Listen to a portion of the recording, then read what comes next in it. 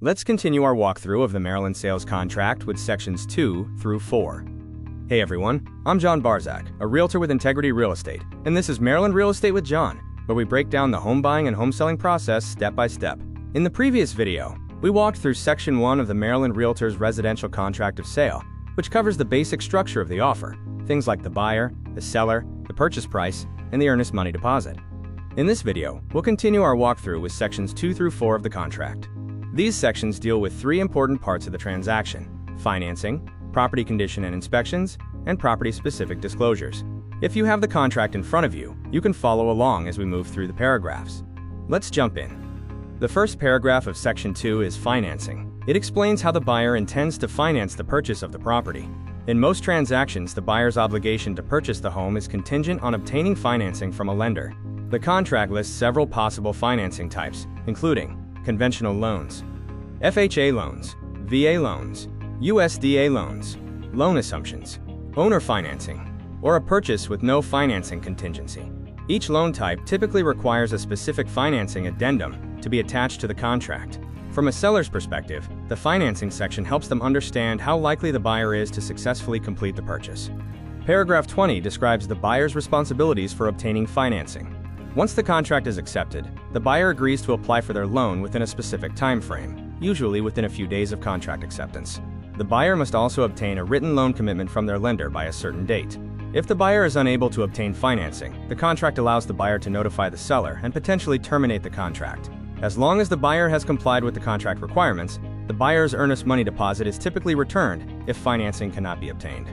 Paragraph 21 reinforces that the buyer must act in good faith when pursuing financing. The buyer could be considered in default of the contract if they misrepresent their financial ability, fail to apply for financing on time, fail to diligently pursue the loan, provide false information on loan documents, or take actions that cause them to lose their loan approval. If the buyer causes the financing to fail due to their own actions, the seller may have the right to terminate the contract and pursue remedies under the default provisions. Paragraph 22 clarifies that the contract is not automatically contingent on the sale of another property. If the buyer needs to sell or lease another home in order to complete the purchase, that contingency must be included using a separate addendum. This type of contingency can affect how attractive the offer appears to a seller, since it introduces another step that must be completed before settlement. Paragraph 23 allows the buyer to pursue alternative financing options if they choose. For example, if the buyer initially applied for one type of loan but later decides to pursue another loan program, they may do so. However, the buyer still must meet the obligations outlined earlier in the financing section, including applying promptly and pursuing financing diligently. The first paragraph of section 3 is inclusions and exclusions. It explains what items are included in the sale of the property. Generally speaking, items that are permanently attached to the property, called fixtures, are included in the sale. Items that are considered personal property are not automatically included. If the buyer or seller wants to include or exclude specific items, such as appliances, equipment, or other property, those details are listed in the Inclusions and Exclusions Addendum. This addendum can also identify leased items, such as solar panels or water treatment systems, and it may describe the property's utilities. Paragraph 25 explains the general condition in which the property will be delivered. Unless otherwise specified in the contract, the property is being sold, quote, as is. This means the seller is not promising to make repairs unless those repairs are negotiated as part of the contract or inspection process. However, the seller must still deliver the property vacant, free of trash and debris, and in substantially the same condition as when the contract was accepted. Buyers also have the opportunity to perform a final walkthrough inspection shortly before settlement to confirm the condition of the property. Paragraph 26 introduces the inspection contingency, which is one of the most common contingencies in real estate contracts.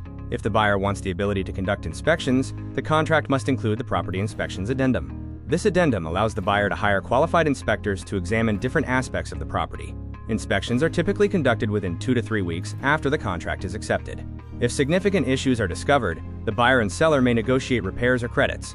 Those negotiations are usually documented using a property inspection notice form. The first paragraph of Section 4 states whether the property is part of a homeowners association or condominium regime. If it is, the contract must include the appropriate disclosure forms and resale documents. These documents provide information about association fees, rules, and other obligations that the buyer will assume after purchasing the property. Paragraph 28 addresses deferred water and sewer charges. Some properties are subject to long-term assessments used by local governments to recover the cost of installing public water or sewer systems. If such charges exist, the seller must disclose them to the buyer before settlement. Paragraph 29 applies to properties that rely on a private well for water. In those cases, the buyer has the right to conduct a water quality test. The details of that testing process are typically outlined in the Water Quality Test Addendum. Paragraph 30 explains that certain properties may be subject to an agricultural land transfer tax. This tax can apply when land that has been assessed for agricultural use is sold or transferred. Buyers should understand that changing the use of agricultural land may trigger additional taxes. Paragraphs 31 through 33 address properties that may be subject to conservation easements or forest management programs. These programs are designed to protect natural resources and encourage the preservation of forests and open space. If the property participates in one of these programs, the seller must disclose that information and provide the relevant documentation to the buyer.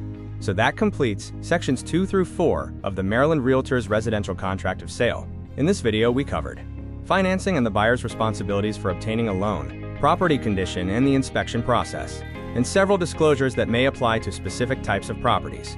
Each of these sections helps define the expectations and responsibilities of both the buyer and the seller as the transaction moves towards settlement. Thanks for watching. Whether you're buying or selling, having a full understanding of the contract of sale is critical. Every part of the home buying and home selling process is laid out step by step in my Home Buyers and Home Sellers Handbooks. If you'd like a copy, head over to johnbarzak.com, go to the contact section, and message me for a free PDF of the handbook. I'm happy to send it your way. In the next video, we'll continue our walkthrough with Section 5 of the contract, which covers a wide range of important disclosures that buyers should understand before purchasing a property. And if you're planning to buy or sell in Maryland, especially in or around Harford County, I'd love to help. Don't forget to subscribe for more real estate insights, and have a great day.